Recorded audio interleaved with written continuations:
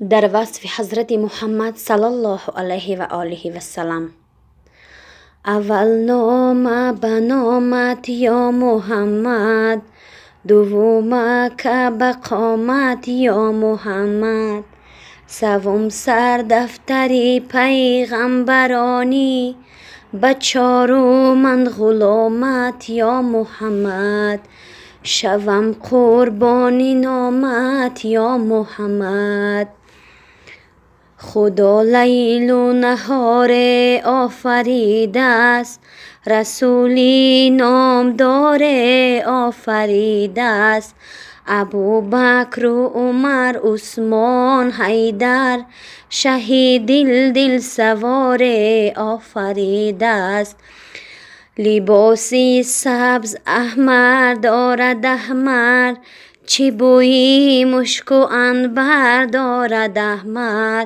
صفات از لباسی او بگویم، سفید و سبز احمر دارد احمر. محمد می رود سوی مدینه، محمد می رود زینه به زینه، محمد می رود قرآن خوانده، ملائکه همه دستا به سینه. محمد نقش انداخته هوا را، به دست دارد قلمدانی طلا را. محمد نقش انداخته هوا را، به دست دارد قلمدانی طلا را.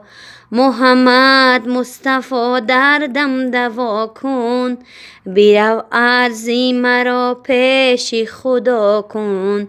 محمد مصطفی دردم دوا کن، برو عرضی مرا پیش خدا کن.